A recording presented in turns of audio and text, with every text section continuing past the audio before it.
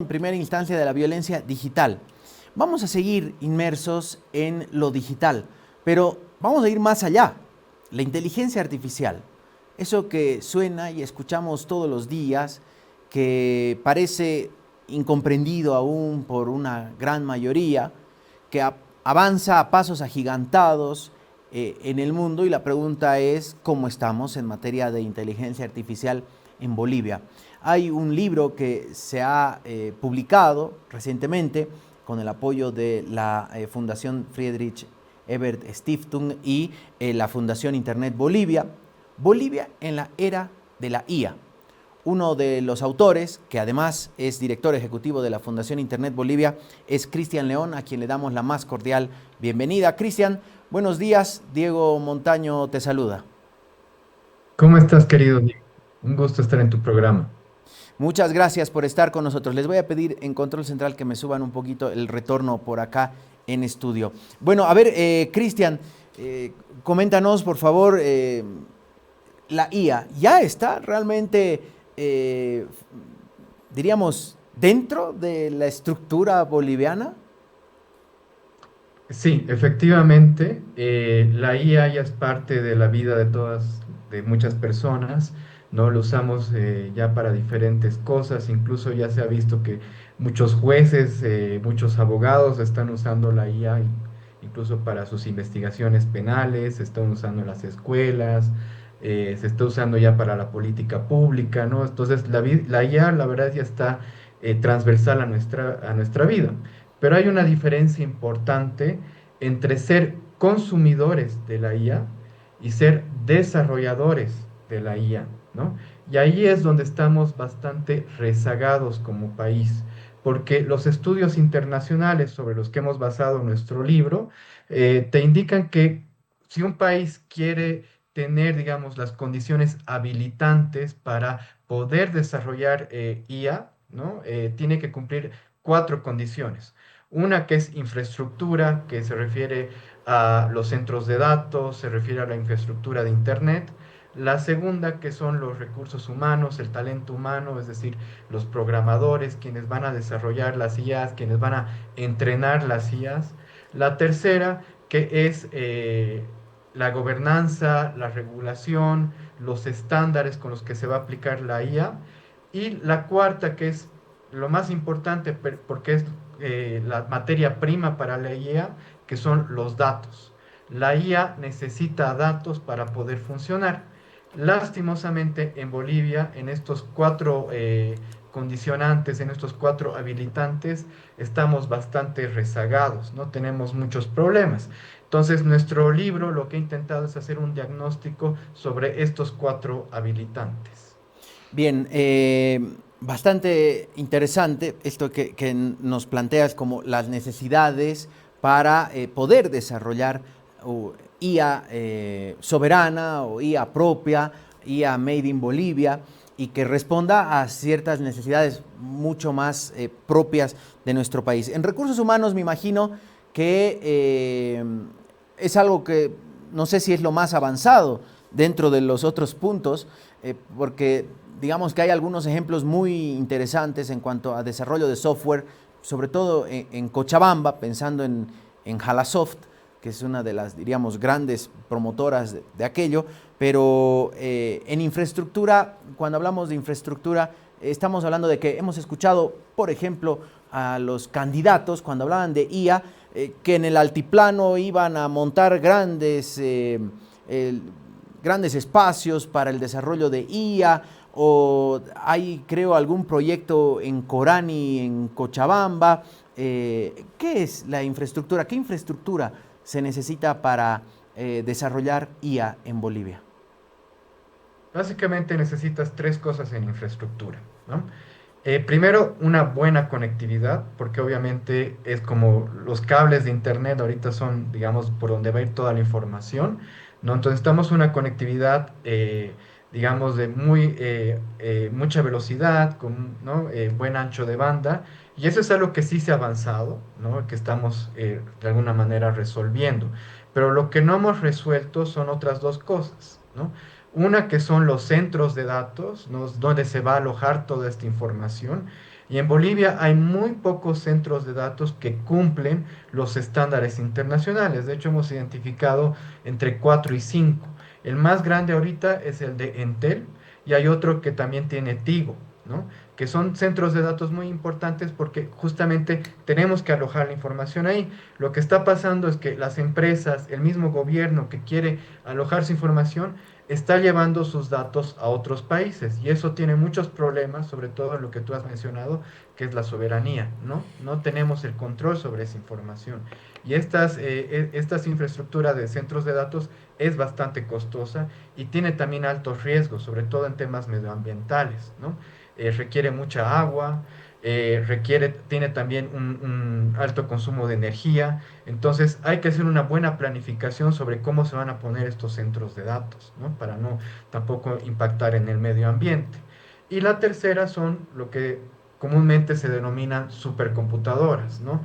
Necesitamos computadoras muy poderosas para poder procesar toda la información. Y ahí Bolivia no tiene ni una sola supercomputadora, ¿no? Ya en países vecinos ya están instalando estas supercomputadoras. Ahora, con todo el conflicto geopolítico que existe, el costo de tener estas supercomputadoras se ha incrementado, pero eventualmente necesitamos esa capacidad de procesamiento, ¿no? Y ahorita, lastimosamente, no lo tenemos.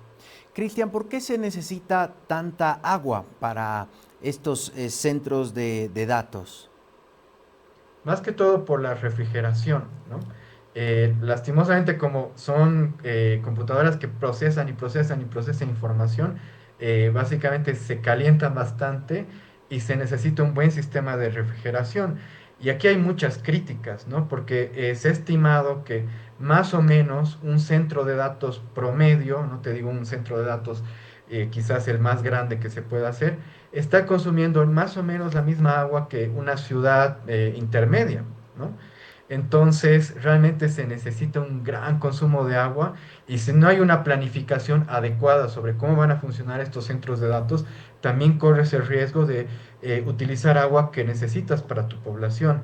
Y sobre todo Bolivia, que ya tiene ciertos niveles de estrés hídrico, pues necesita pensar bien cómo va a colocar estos centros de datos. Increíble esto que nos decías respecto al agua.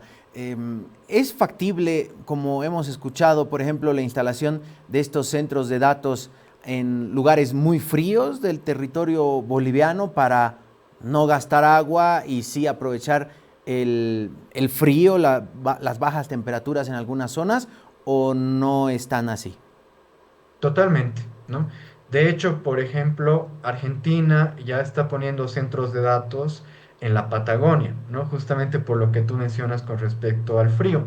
Pero ahí hay que tomar en cuenta algo muy importante y es que muchas empresas tecnológicas como Google, Meta, etcétera, están llevando sus centros de datos a estos países del sur global, ¿no? Que son básicamente América Latina, África y el este asiático, están llevando ahí sus centros de datos porque tienen mejores condiciones, pero también porque es más barato, ¿no?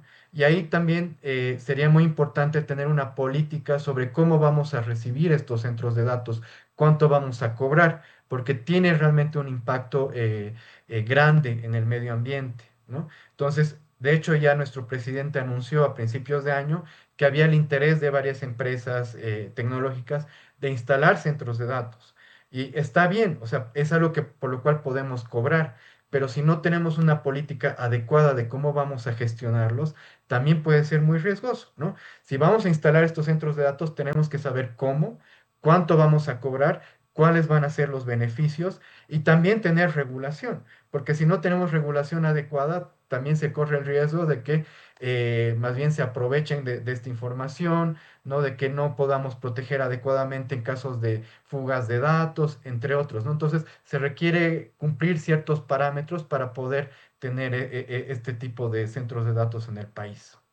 Entonces, la implementación de espacios o lugares para generar IA no es algo como construir un galpón y ponemos, cableamos, hay corriente y listo, arranca, sino debe ir acompañado de un estudio de impacto ambiental, por lo que nos decías, consume igual de agua que una ciudad intermedia, un centro de datos mediano, tiene que además ir de una regulación, y ahí quisiera ir al tercer punto que nos mencionabas, el tema de la gobernanza y regulación.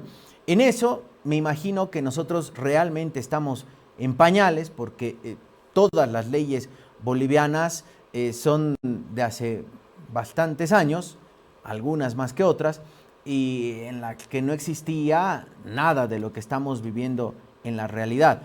Si tendríamos que tomar ejemplos en el vecindario, digo, ¿ya están avanzando en regulación de IA o de redes sociales? ¿Por dónde va el vecindario, Cristian? Porque si nos vamos a Europa o al norte vamos a llorar, estamos a años luz. Al vecindario. Bueno, justamente en todos los rankings internacionales que miden ya estas condiciones habilitantes, Bolivia en temas de gobernanza y de regulación siempre saca cero, ¿no? No tenemos nada, como bien has mencionado. Necesitamos avanzar en al menos 5 tipos de regulaciones. La primera y la más básica es la ley de protección de datos, porque como las IA utilizan mucha información, necesitas saber cómo vas a gestionar esa información, qué tipo de salvaguardas vas a dar, qué tipo de garantías también, ¿no? Entonces, es algo que realmente necesitamos avanzar, que es la ley de protección de datos. Lo segundo es temas de ciberseguridad. Hay muchas brechas de seguridad con respecto a la IA. Se pueden robar toda la información, pueden atacar también los servidores, ¿no? ¿Cómo vas a manejar todo eso? ¿No? No tenemos una estrategia de ciberseguridad. La tercera, que también estamos muy rezagados, es una ley de acceso a la información. No tenemos, somos uno de los pocos países en el mundo que no tiene una ley de acceso a la información, entonces tenemos que tener una ley de acceso a la información. Lo cuarto, que sería una estrategia nacional de IA, y es ahí justamente donde lo que tú mencionaste, en los países vecinos ya están avanzando. Brasil, Uruguay, Chile son los más avanzados con respecto a sus estrategias nacionales de IA. Perú también ya tiene una ley de IA, pero que es bastante problemática, no lo tomaría como ejemplo, pero lo que tomaría como ejemplo sería Brasil, Chile y Uruguay. Uruguay, ¿no? Y lo quinto, que es una estrategia de educación enfocada en cómo se va a aprovechar la IA, ¿no? Y esto es más a largo plazo, porque sabemos que la IA va a tener muchos impactos, por ejemplo, en los empleos, ¿no? Va a tener impactos también en lo que hablaron en la anterior entrevista, en temas de violencias, por ejemplo, ¿no? Entonces tenemos que enfocar también nuestro sistema educativo a las necesidades que ya implica la inteligencia artificial. Entonces, son muchas cosas en las que tenemos que avanzar. Sabemos que el gobierno ya está tomando algunos pasos. De hecho, en la presentación de anoche había una persona de AGETIC que ya mencionó que se está avanzando en la ley de protección de datos, se está pensando ya una estrategia nacional de IA, pero esto tiene que ser integral y tiene que ser multisectorial. No es algo que solamente involucra al gobierno. La IA es una tecnología tan estratégica que hay que también implicar a las empresas, a las universidades, a las ONGs, ¿no? Entonces realmente tiene que ser un esfuerzo a nivel nacional. Ya que mencionas el tema de la educación, vayámonos al consumo, ya no tanto a la generación de IA, sino a la utilización. Muchos temen hablar de educación, IA, lo que para nosotros generacionalmente era el rincón del vago, o poco después otras páginas donde encontrábamos trabajos hechos y presentábamos como si los hubiésemos hecho. Claro, nosotros, el tema ahora y el miedo en la educación es si realmente la IA se convierte en un aliado para la educación o casi un reemplazante del estudiante. Y acá, ¿cómo se está avanzando en este tema, Cristian? Bueno, esta es una pregunta muy interesante, de hecho nos la han hecho bastante. Realmente la IA cambia el paradigma de la educación. En este momento hay modelos de IA, por ejemplo, hay uno de Google que se llama Notebook LM, que es bastante bueno porque uno le puede pedir a este modelo de IA que te enseñe cualquier tema, ¿no? Digamos, quiero aprender sobre cómo funciona el sistema solar. Y a partir de eso te ofrece distintas formas, te ofrece, puedo crear un video, puedo crear un podcast, puedo crear una infografía, una presentación, la forma que sea más cómoda para la persona que está aprendiendo, ¿no? Y esto realmente cambia todo, ¿no? Entonces, de alguna manera, la IA se convierte en un profesor para la persona, ¿no? Entonces, ahí la pregunta es, ¿qué hacemos entonces con los maestros? ¿Es que los maestros van a ser reemplazados por la IA? Y la respuesta es no. Lo que tenemos que cambiar es la lógica sobre cómo se enseña, ¿no? Entonces, el maestro no debería ser ya la persona que imparte todo el conocimiento, porque además también sabemos que nuestra capacidad humana es limitada, no sabemos todo, ¿no? Pero ahí la IA nos puede ayudar a expandir esta capacidad de conocimiento, ¿no? Lo que el profesor tiene que convertirse ahora, en esta nueva era, es en un facilitador, ¿no? En un intermediario para que le pueda acompañar al estudiante en cómo aprovechar la IA para que genere los mejores formatos de enseñanza para el estudiante, para que pueda advertir cuando, por ejemplo, la IA nos está mintiendo, porque la IA también en este momento alucina, ¿no? Ese es el término, se inventa cosas, ¿no? Entonces ahí el profesor debería poder ayudar a distinguir cuando el conocimiento que se está impartiendo puede tener ciertos sesgos, puede tener ciertas alucinaciones, qué formatos son los mejores, ¿no? Entonces el profesor se convierte en un facilitador. Eso es donde tenemos que avanzar. No necesariamente prohibir el uso de la IA en la educación, no prohibir que los estudiantes accedan a estos modelos, sino más bien ayudar a los profesores para que puedan acompañar en este viaje nuevo que implica la IA, ¿no? Mm. Pero para eso tenemos que obviamente modificar nuestras estructuras, el sistema educativo, muchas cosas, ¿no? Y eso es más a largo plazo, pero es algo que tenemos que comenzar, porque no es que los estudiantes nos van a esperar y decir, no, voy a esperar que haya una nueva ley de educación. No, el estudiante ya está accediendo a los modelos de IA, ya la está utilizando, ¿no? Y ahí hay muchos riesgos. Entonces tenemos que actualizar ahorita el conocimiento que tienen los profesores sobre cómo se utiliza la IA en las aulas.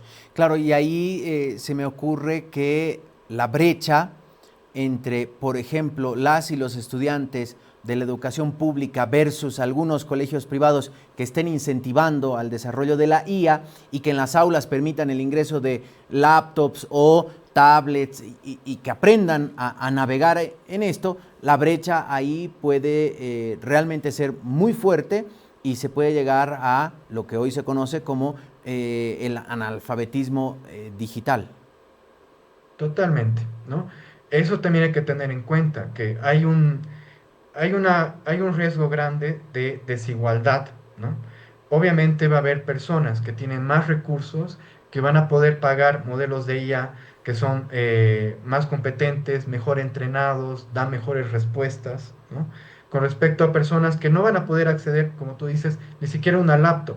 Y si acceden a una laptop o a un celular, van a tener que conformarse con un modelo de IA que no está bien entrenado, que da más sesgos, tiene más alucinaciones, ¿no?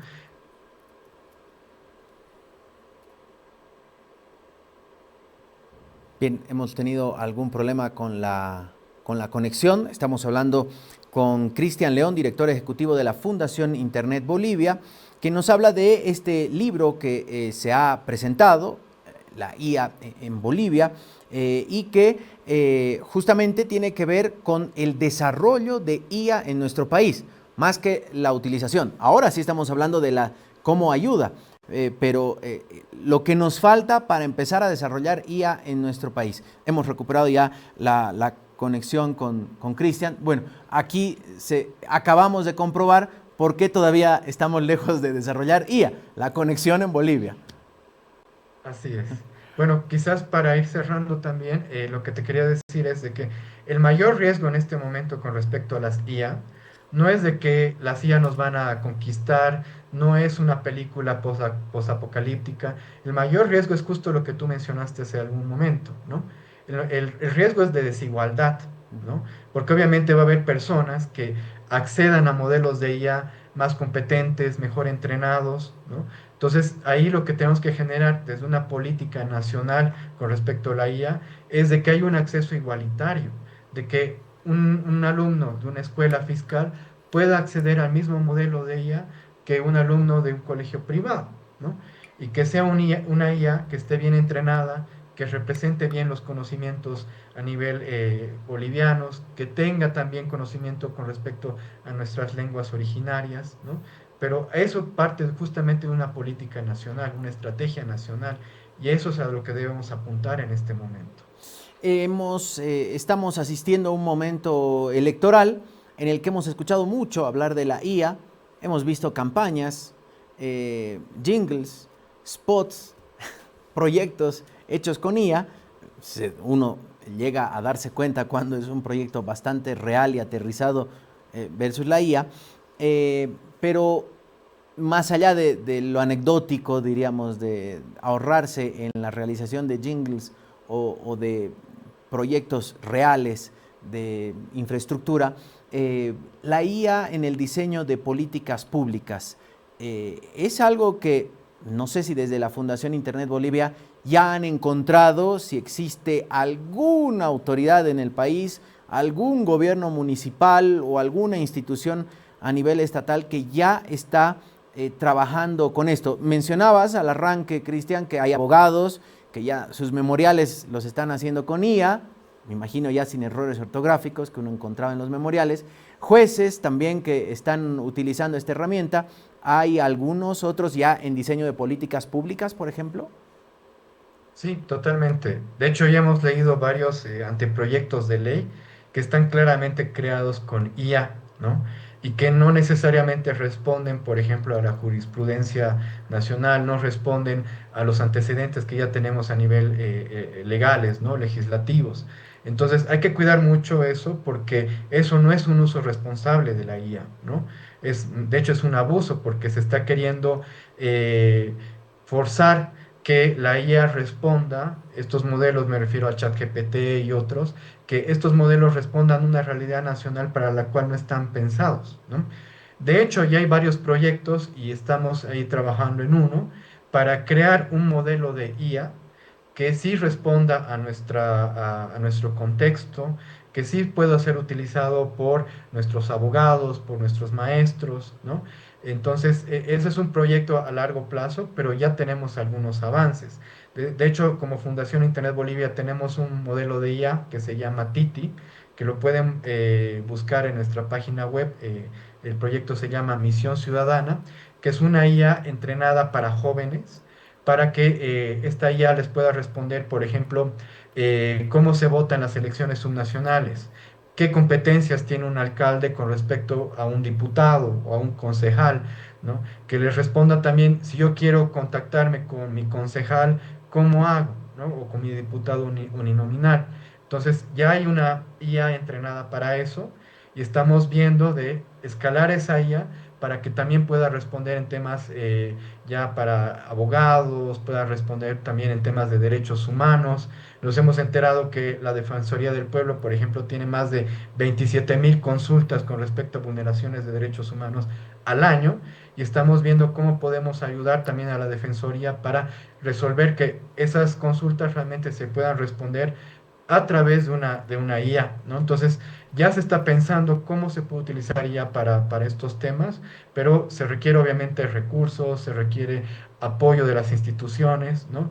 Y en eso estamos justamente en este momento. Bien, ahí justo estábamos mostrando eh, lo que pueden encontrar en la página de la Fundación Internet Bolivia. Ahí está la gente Titi, mira de bonito la gente, para empezar a chatear y a partir de allí está, diríamos, este ejercicio de un asistente ya de inteligencia artificial o ya no es ejercicio y sí ya es una IA desarrollada. Es un agente de IA, ¿no? Así se llama, o sea, ya te puede ayudar con consultas, te puede, digamos, incluso ayudar, quiero escribirle una carta a un diputado, cómo debería escribirla, cómo hago el tenor, ¿no? Entonces ya está entrenado, obviamente lo estamos mejorando porque requiere mucho entrenamiento, pero esperamos que hasta fin de este año ya sea una IA completa, ¿no? A propósito, y retomando lo del libro, Bolivia en la era de la IA, bueno, los autores son Cristian León, con quien estamos hablando, Guillermo Movia, Hugo Álvaro Miranda y Luan Méndez. ¿Cuánto tiempo han trabajado en este material? Y si además del diagnóstico ya existe también un puntapié inicial, una hoja de ruta que se debe seguir para avanzar en lo que se ha encontrado. Sí, bueno, ha sido un trabajo que nos ha tardado, diría, unos 6 meses recopilar toda la información, hacer todos los análisis. De hecho, ya lo teníamos antes este libro, sino que por temas administrativos hemos tardado en publicarlo. Por eso, digamos, alguna información que van a encontrar es de hecho ya de hace 2 años. Tampoco es que hay mucha información actualizada en el país, pero ahora estamos trabajando ya en una segunda parte que es justamente la estrategia de la IA, ¿no? O sea, cómo ya pensar la política pública, porque como bien has mencionado, estimado Diego, este es un diagnóstico, ¿no? Entonces ahora hay que pensar en la parte propositiva, qué hay que hacer, ¿no? Cómo debería ser una estrategia nacional de IA. Y en eso ya estamos trabajando y esperamos tenerla más o menos para agosto de este año, ¿no? Mientras tanto, igual estamos en contacto con algunas autoridades para ver cómo podemos complementar los esfuerzos que ya se están haciendo. Y como decía en un principio, esto tiene que ser una estrategia a nivel nacional que involucra muchos sectores. No puede ser pensada solamente desde el gobierno o solamente desde una universidad o una ONG en este caso, ¿no? Tiene que ser una estrategia que realmente involucre a diferentes sectores porque la IA finalmente no es solamente una tecnología. Ayer en la presentación decía alguien, la IA es en general un recurso crítico, ¿no? Un recurso crítico para el desarrollo futuro. Gran parte de cómo se genera riqueza, gran parte de cómo se eleva la productividad a nivel económico, gran parte de cómo se va a generar el conocimiento científico, depende en realidad ahora de la IA. Y si no se tiene esa visión de conjunto, vamos ahí a errar, ¿no? Y vamos a pensar que solamente haciendo una política muy escueta vamos a lograr dar ese salto que necesitamos ahora, ¿no? La IA va a afectar la educación, la IA va a afectar cómo se piensan las leyes, la IA va a afectar en todo tipo de trabajos, entonces realmente requiere un pensamiento estructural a nivel social. Una última, Cristian. La IA puede ser un bien exportable, digamos, puede ser algo que se genere en Bolivia, que genere fuentes de trabajo, que genere una cadena productiva o laboral y económica alrededor de esto y se pueda exportar o pueda servir ya para el mercado boliviano. Totalmente, ¿no? En la IA es toda una cadena de valor, ¿no?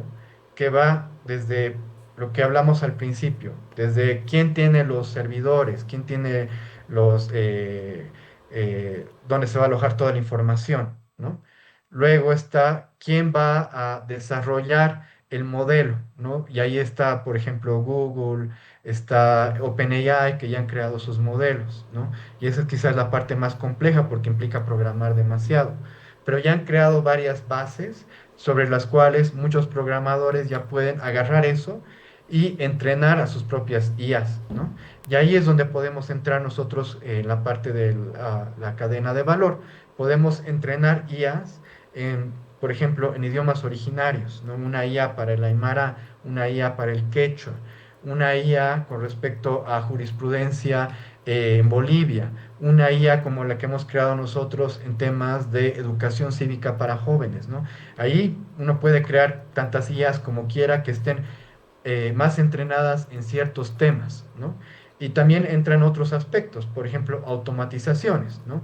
¿Cómo hago yo que, por ejemplo, si recibo un WhatsApp haciendo una solicitud para una compra, cómo esa automatización para que conecte con una base de datos donde está todo mi inventario, luego que ese inventario pueda llegar un mensaje a la persona que tiene que hacer la entrega, etcétera, ¿no? Son automatizaciones que ya se venden, ¿no?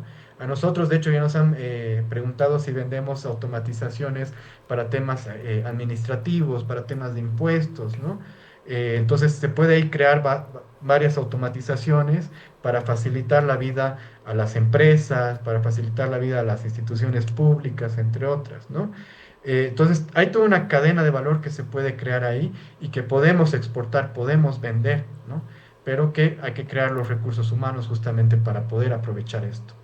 Cristian, queremos agradecerte mucho la gentileza, también hacer extensiva la felicitación a todo el equipo que ha estado trabajando en esta publicación, que la podemos conseguir ¿dónde, por favor, Cristian? Bueno, ya está colgada en nuestra página web, que es internetbolivia.org.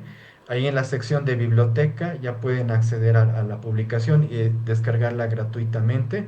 También está en la página web de la Fundación Frederick Ebert en Bolivia. También si la buscan en la página de la fundación, ahí la van a encontrar.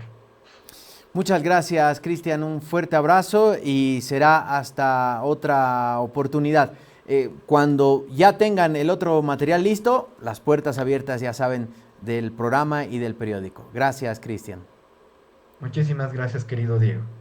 Fuerte abrazo a Cristian León, director ejecutivo de la Fundación Internet